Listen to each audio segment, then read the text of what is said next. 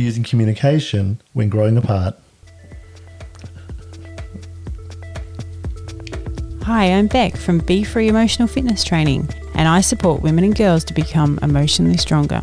And I'm Vern from Move Forward Mentoring, and I specialise in male mentoring, helping boys and men find their passion, speak from their heart, and build better relationships. And together we are Rekindling Relationships. We work with couples through mentoring sessions as well as facilitating communication and creative workshops to build deeper connections. Welcome to our podcast, designed to help you strengthen and bring more fun into your partnership, as well as create a more loving, healthy, and strong connection.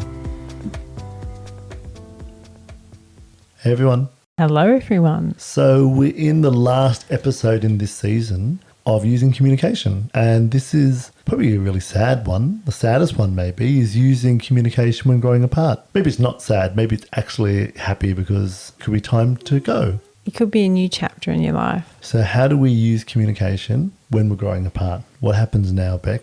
You have those hard conversations. If you think that you've come to a point in your relationship where you're going on very different paths and you can't make amends anymore, and you feel like maybe this relationship has an expiry, It's run its course. then it's that hard conversation you need to have with your partner about where you both want to head. I remember something when I was young, hearing it, that you know someone for a reason, a season, or a lifetime. And that helped me put in perspective that, there are people who I'd had in my life, even as friends for a couple of years, and then they were no longer my friends. But that's okay. We'd both sort of moved on with our lives. Or I'd been in a relationship with someone and it was over, and you can be devastated over a relationship ending. But if you realize that it's only a season, that was it. Or there's a reason. I had something to learn rather than a lifetime, then maybe it makes it easier. So I've had a couple of friends that this has happened to, and probably myself too. And this tends to happen quite often around middle age, I reckon, where you may have been with that person for a long time, but you've gone on different paths, or you're going on different paths, and you or both of you recognize that. But it's always a hard conversation to have, but I think it's a really important one. I think it's an important one to have before you just let it somehow end in a really bad way. So instead of actually taking control of it and saying, okay, look, maybe we're going on different paths, how do we end this amicably? How do we sort what we need to sort out and make this a nice end? And that is a really hard conversation to have. But it's better to do it before it ends in a really bad way, where someone is looking for their emotional needs being met elsewhere. Yeah, so they're looking somewhere else, and then all of a sudden there's an affair. Because you're probably both checked out at this point. And the relationship just ends because of that, rather than the two people who have spent a long time together have a conversation and go, hey, this isn't working for us. What can we do? Yeah, end it nicely like adults. Yeah. It's hard to move on in a relationship sometimes because there's so much invested in it. There could and you're be quite kids. Intertwined. Yeah, your friends. You can have all the same friends, or I think it's always nice though to end while you still like that person. You might not be in love with that person. You wouldn't actually leave them. Well, you know what I mean. Like you might not be actually. I like you, but I don't love you. Oh, actually, that's because that's probably where you're both at. Yeah. Really, you're both like, well, yeah, I like you, but I'm not in love with you anymore. And that's probably a nice place to end before it starts to get a bit nasty and keep separating. I feel like men can just be like, oh, we're not talking about it. I know something's wrong, but nothing's being said, so I'll just avoid it and we'll just move on and everything will be fine. We'll just go along. And then when that person turns around and say, you know what, I'm done, I'm walking, or I need to do something with this, they're a bit surprised. Like they've just sort of pushed it under the rug and acted like they don't know what's going on. But I think deep down they do, except they don't know what to do about it.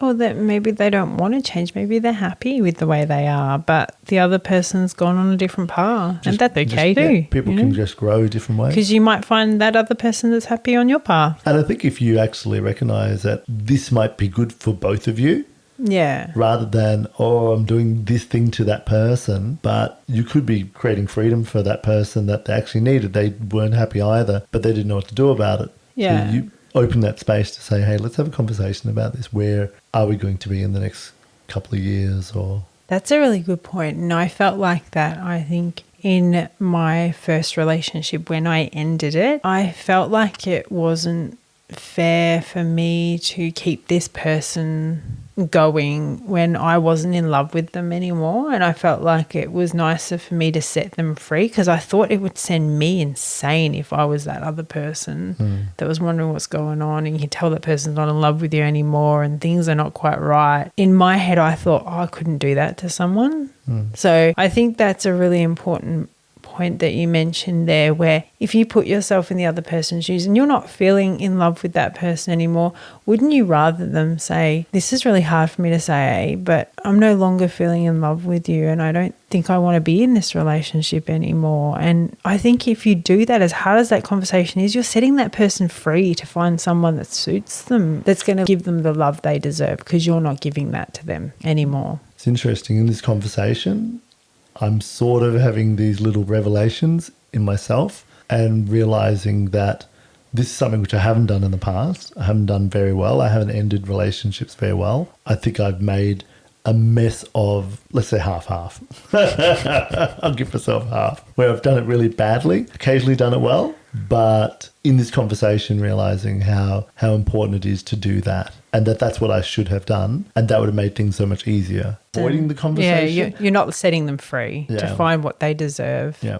And there's a selfishness in that, really. And there's also a fear of hurting another person. Of course. But you in the long run, you're hurting you them, actually hurt them, aren't you? Yeah. Right. Because you're messing with their head, because they know, they can tell that you're not really totally invested. I remember that making me have that hard conversation, and it was horribly hard. Like I felt sick to my gut. But I've had to do it a few times where I've always thought I would rather someone be straight up honest with me and set me free. So I think if there is someone out there or somebody listening that is in this situation, maybe look at it from that aspect. It might not be the worst thing in the world for them. I think honesty is the best policy. Agreeing there's an issue is probably the first part of it, isn't it? Because if one person doesn't think there's an issue, then they might be a little, like I said before, some people are a bit surprised. Oh, what's going on? Why are we having this conversation? So I guess it's, if you're realizing it, then you have the conversation as soon as possible. If this has been going on for a while, then maybe there's a recognition that, okay, this actually needs to happen as soon as possible. And you had someone you know who this happened to, didn't they? I've had a couple of friends that this has happened to. And what happened once they had that conversation? There was a sense of relief. And both of them, it was really hard for them to have this conversation. But I had this same talk, and there was this sense of relief afterwards of speaking their truth. And the other person was, a little bit shocked, but also not totally surprised, because they're both emotionally disconnected. Yeah. And they weren't really talking to each other or hanging out with each other. Or they weren't being a couple anymore, were they? That's right. Yeah, they were living quite separate lives. But having this conversation helped it end amicably, which was nice, because it doesn't always end amicably otherwise. No, hardly at all, I think. That's why divorce courts and family law and all this sort of stuff happens, doesn't it? Because most of the time it doesn't end amicably. People are hurt, people feel ashamed, people feel upset. It's like they've been rejected. There's a whole lot of things that can come up for people, and that can be based on past trauma, like we spoke about in the last episode. What's interesting is that once a relationship's over and you've moved away, within a while you've sort of moved on emotionally from that person, so you're not worrying about that anymore.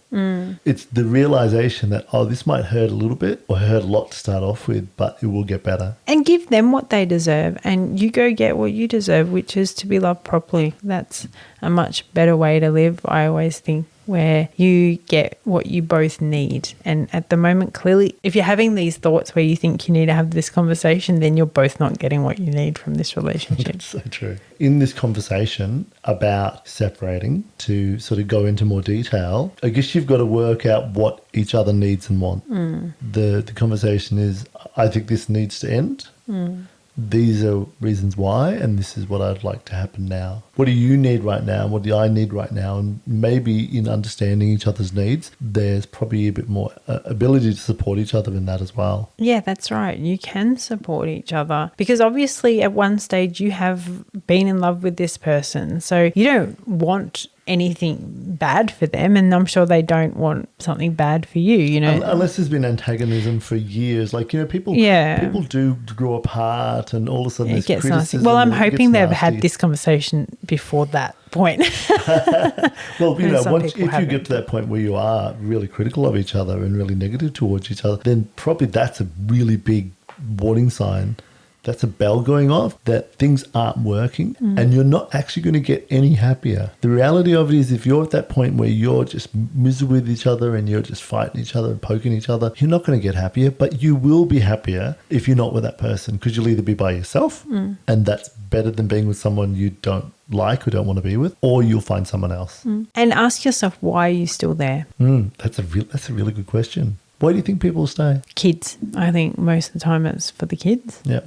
I actually went out with a girl whose parents separated and then stayed in separate rooms in the house for the house. It wasn't about the kids. It was actually, and they said to the kids, well, look, you know, we love this house. We built this beautiful No way. Japanese style house. And they were staying together for the house. Just They didn't want to let go. A lot of people stay together for the kids, but I feel too... Once the kids become adults. Yeah, then quite often, or more independent, quite often people will part ways. Yeah. But I think that that's not a good enough reason to stay together. No, not at all. The kids will be miserable. Well, I think too that you're not setting a good example of a relationship for your kids. And I think if you can give your kids something, that it's to show them how to be in a really good relationship, because that will help them in the future. So if that means that you need to separate, and show them how to separate amicably, but also both find what you both need and deserve, and show them what a healthy relationship is, that's probably way more important. So this is a common communication that happens. We're talking not just about growing apart. We're just talking about separation, really, aren't we? Because it's about people going, right, it's time to... It's not just sometimes you've grown apart. It's just sometimes you've realised this doesn't work for me. And then you need to end it. What else do you think keeps people together? Oh, look, I think, you know, definitely kids, but I think finances as well. Finances are a bit of a tricky one. They tend to sort of mould in together, and It's a big one. That's a really hard one for people to let go of. I think sometimes people stay because they believe that they have to because of family. It's like, you know, What will people think of what me? people think of us, and what, you know, or even their family. It's something which is just not done. And there's definitely lots of religious reasons, which is one of the reasons why you struggled. Yeah, absolutely. Because that should be for life. Yeah, you have to be there for life, and if you're not there for life, then... Life or death. Like, the only way to end a relationship is death or an affair, really. So otherwise you're together for the rest of your days. So what is there that needs to happen in that conversation? What else needs to be said? This is a hard one, but I think apologising for your part played in the relationship ending. Which is really about taking responsibility, isn't it? And recognising that both people have a part to play in a relationship ending. Absolutely. I'm not saying that this conversation is ever easy to have. I don't think this is ever going to be an easy conversation. No, and I've had this conversation a few times. I should have had this conversation way more often than I did. So, but I appreciate that you've actually been honest enough to actually step in and do that properly. I've also expected that they're going to get pretty pissed off at me. I have come to terms when I've had this conversation with just sitting in that and letting them be pissed off at me, because ultimately they will get over it. With time will heal and they will be okay with me. But I've let them be pissed off with me because they're hurt. And, you know, that's okay too. You've got to let them be hurt. You're very good at being direct about things, aren't you? You're a very direct person. So you just deal with things straight away. I hope so. That's what I like people to be with me. So I try and be that with others. Yes, you are quite direct. Tell me exactly what you think all the time. Let me know. Sometimes I have to just check. Everything okay? Oh, you'll know. If not. I do know when everything's not okay. I'll get told really soon. So thanks everyone for joining us for this season about using communication and our 7 episodes again. We like doing our 7 episodes. I hope you took something from these episodes and it helps your relationship. So remember, have those hard conversations Yeah. It always starts with the conversation. Yeah, and communication, using communication. And communication is one of those things that we know has actually been a big issue for people in their relationships. And we have a survey which we use for our online couples and parents course. And in that survey, that was the thing that kept on coming up. It was communication, it was conflict and communication and talking to your partner. So we realize that this is important. And we'd love for you to also take the survey, which will be in the show notes. And if you do take the survey, you'll get that online course for free. So thank you so much for listening to the season. And please check us out on YouTube and Facebook. And we'll catch you next season. See you next time. Thanks for listening. Please subscribe and follow us. And check out our website at rekindlingrelationships.com. Bye for now. See ya.